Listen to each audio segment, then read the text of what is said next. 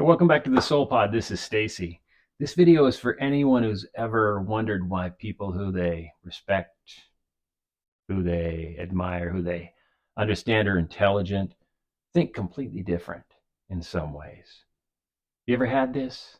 I know you have, where you've had a friend or a family member, a coworker, somebody who thinks a little different than you, maybe a lot different than you, and you know that they're smart and you know that they're not stupid, but you don't get it. Politically, this is a really common thing where you're on opposite ends of the spectrum and you're thinking, how the hell could they come to that conclusion about this candidate when it's so obviously the opposite of that in my mind? You know what I'm talking about? I think most of us do right now as we're going through a lot of changes in the world today. But this will help you understand how that works and also challenge in yourself the things that you may not be getting quite right, how to recognize those, and explain to you what that's all about. You ready? In 1951, a scientist named Solomon Asch did this experiment. Is now known as the Asch conformity experiments. It was a series of them that he did. This is how the experiment worked.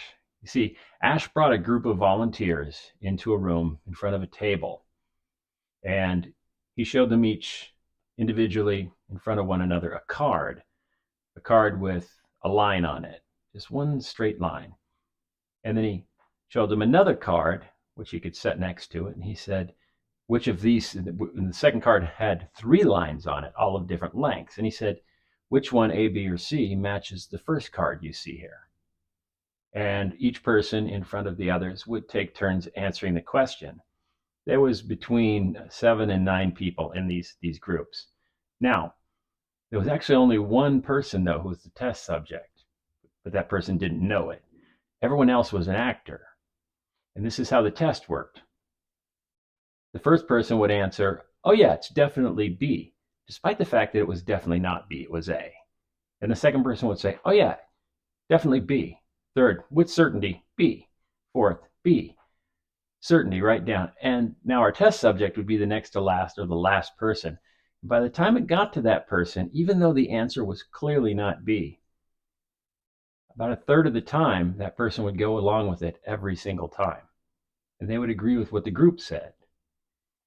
Zero pressure, no coercing, no laughing, no chiding, no convincing. It was just certainty. Each person had the certainty of saying, this is how it is, this is how it is, this is how it is. And by the time it got to that next to last person or last person, the true test subject, that person would go along with it.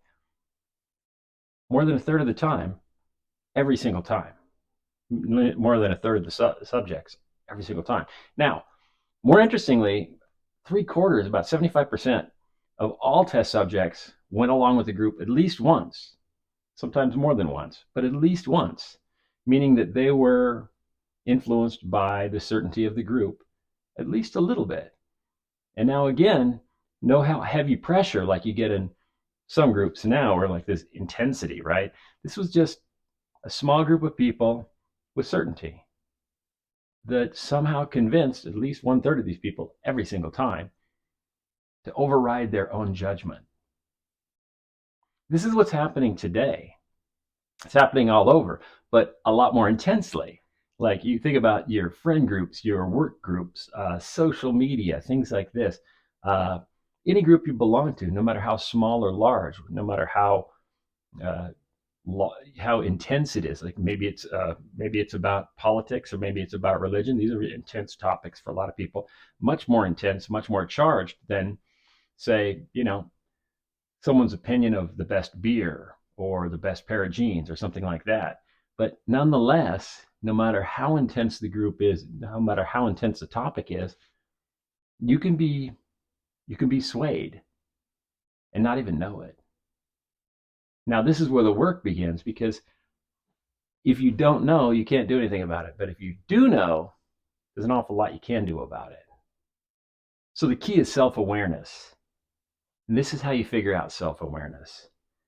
This is how you develop self-awareness. The things you look for, things like if you find yourself doing blind agreement with the group, just everybody says this is the way it is. So you're like, oh yeah, find yourself like nodding or saying, without thinking first. Blind agreement. That's one. When you silence your doubts, when you catch a doubt in your mind and you're like, maybe I'm wrong, and you talk yourself out of it, that's another good one.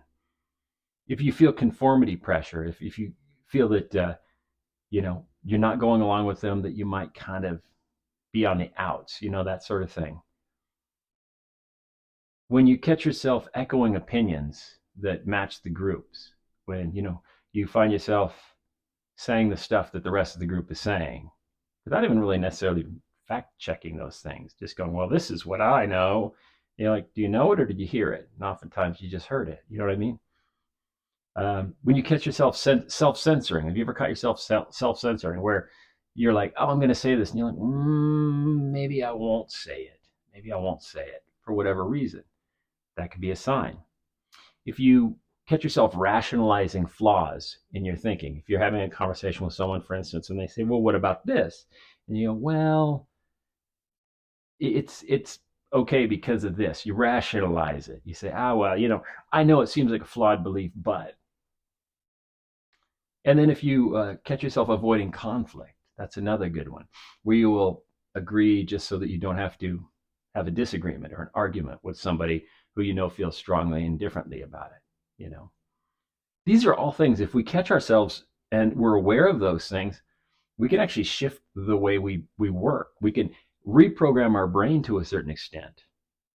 Friedrich Nietzsche said that the individual has always had to struggle to avoid being overwhelmed by the tribe.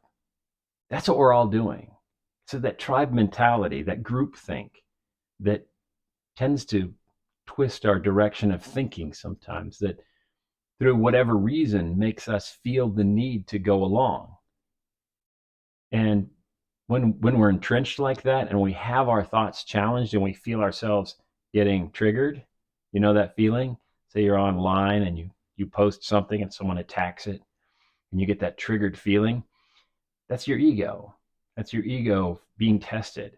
And that's when you should ask yourself the important questions like, is this true? Or is this just what I believe? And there's a lot of ways you can challenge that. Some of the ways to challenge it are having open conversations. You have to have an open enough heart to actually be curious, though. Not about having a conversation with someone who thinks differently so that you can change their mind, but having a conversation with someone who you genuinely want to figure out why they think different than you. This doesn't have to be about something as charged as politics. It could be something as simple as their favorite beer, their favorite pair, their brand of jeans, whatever, favorite brand of car, anything, the most subtle thing in the world. And you can practice by just asking them questions with a curious mind. Oh, really, why do you feel that way? How'd you come to that conclusion? And just be open with them and say, I want to test my own beliefs. Are you willing to do that? Most people are open to it because honestly, we all like talking about ourselves. If someone asked you, hey, would you be willing to let me test my beliefs by asking you about yours? What would you say? I think most of us would say, sure, why not? We can do that. Again, the ego's at play because your ego wants to be heard. And most people, they value the idea of someone hearing about their opinion. So that's a great way to do it.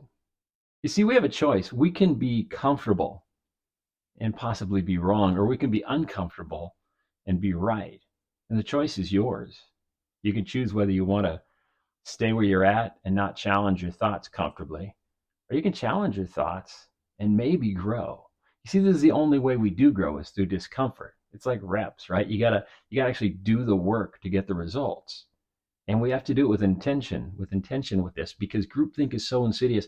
It will creep in and it will actually start having an effect on us and we won't even know it. We have to pay attention and listen to our inner voice, And when we do, and we recognize these things and we start making changes and we start getting rid of the things that we realize are actually groupthink driving us, we actually become more authentic. We become more genuine. And isn't that what we should all want? Shouldn't we all want to be the most authentic version of ourselves, to put that into the world rather than just the most self-righteous version of ourselves? Mark Twain said the majority is often wrong and the minority is often brave. Are you brave enough? to challenge your own thoughts, to see if you can improve yourself and drop some of the stuff that, as it turns out, weren't your thoughts to begin with. Thanks for being here. Thanks for tuning in.